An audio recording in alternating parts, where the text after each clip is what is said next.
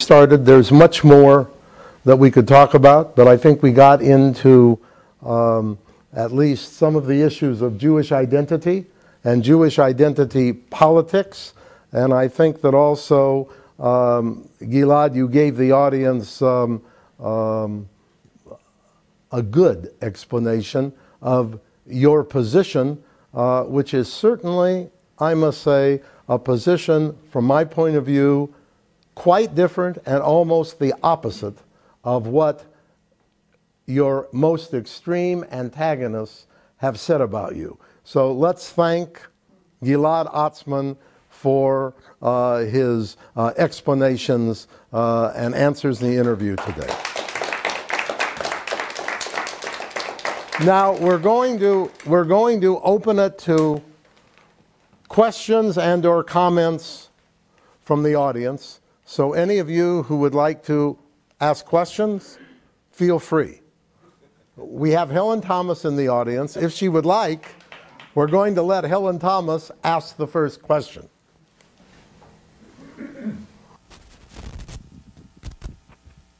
What do you think really motivated you to change your views?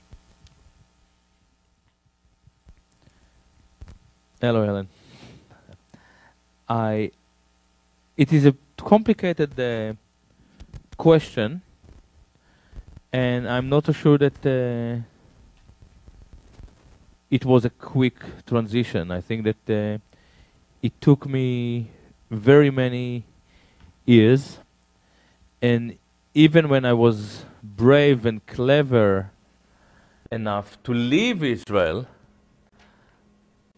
I didn't realize what my identity was involved with. I didn't understand, I was yet to understand my complicit.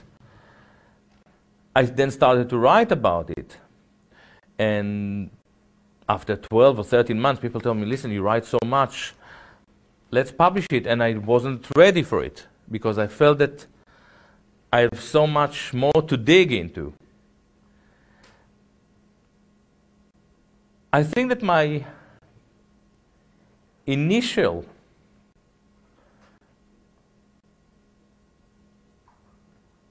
awakening moment was when I heard Charlie Parker as a 17 years old kid, very strong, very athletic, looking in a special unit. And then I heard Charlie Parker. In the morning I rushed to the shop. I realized that he was black. Complete shock.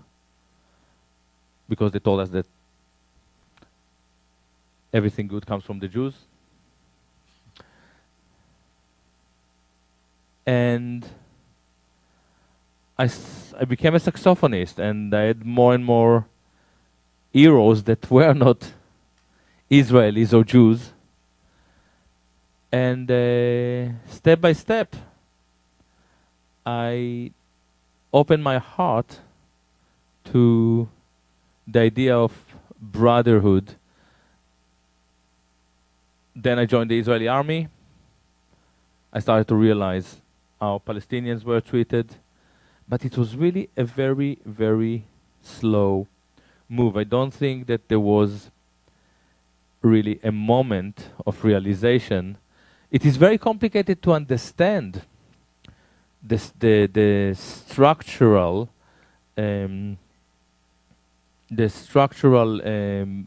positions that are responsible for this Jewish indoctrination. It is very, very complicated. It is very, very complicated to untangle it. One thing that I'm saying in my book is that actually not a single Jew on this planet understands his or her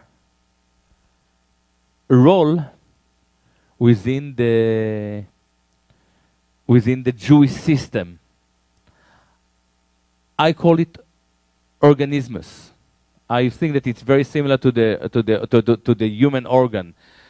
The kidneys they are very effective. But they don't understand, the kidney doesn't understand its role exactly. It knows what to do. The finger that pulls the trigger is obviously innocent, but it is effective enough in pulling the trigger. The Israeli pilot that throw bombs on Gaza doesn't understand necessarily his role Do they have in this any system. morality?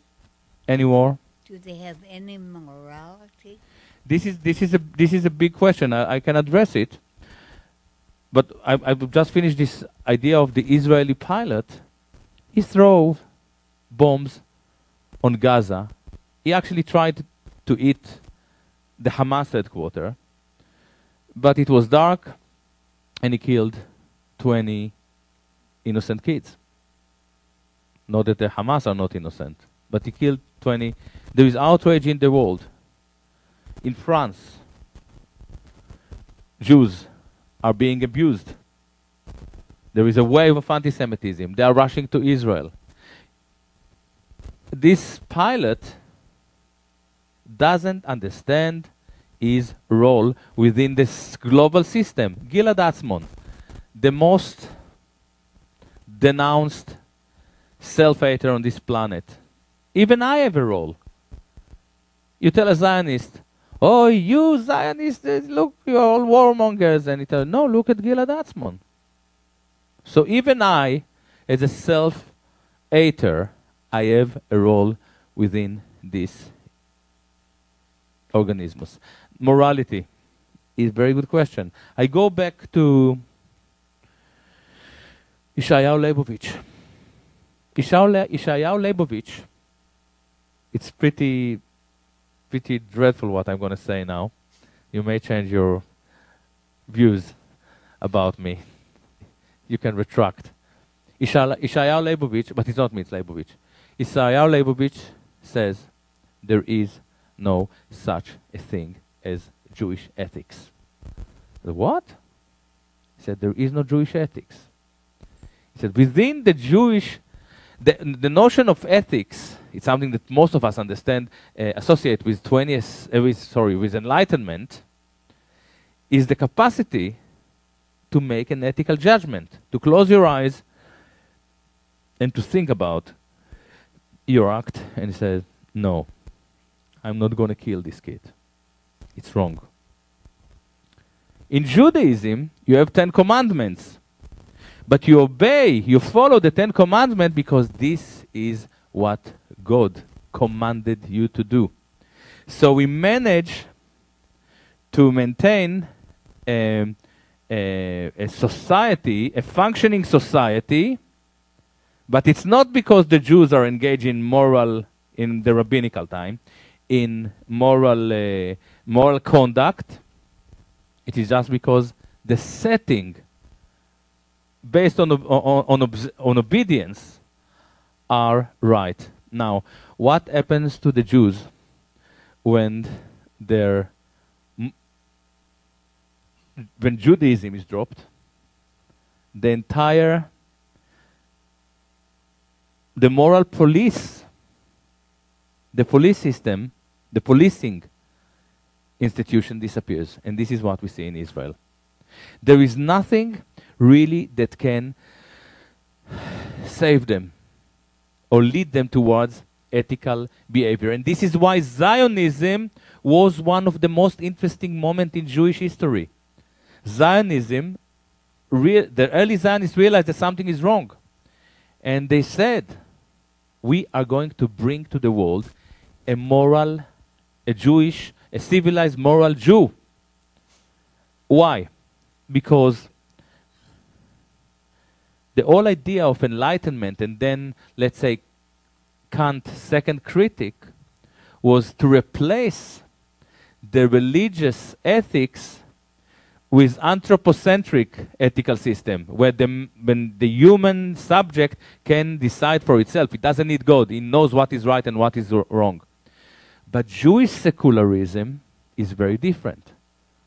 There is no philosophy behind Jewish secularism. They basically dropped God and went out of the out of the ghetto. And one of the biggest tragedies in Zionism is that they didn't manage to reestablish a civilized Jew. I mean, probably for 3 or 4 weeks, it was successful. And then a very problematic, godless, empty secularism took over. This is why, when I am reading today, there is another statement against me. Today, just because we were going here by Jewish independent voices or whatever. And they say, in the name of our Jewish tradition. In the name of what Jewish tradition? There is no humanist Jewish tradition. There is the biblical moral policing system, and then it is replaced with nothing. In fact, the only secular attempt, as far as I'm concerned, to establish Jewish ethical thinking was Zionism, and look where we are. Other questions? Fauzi.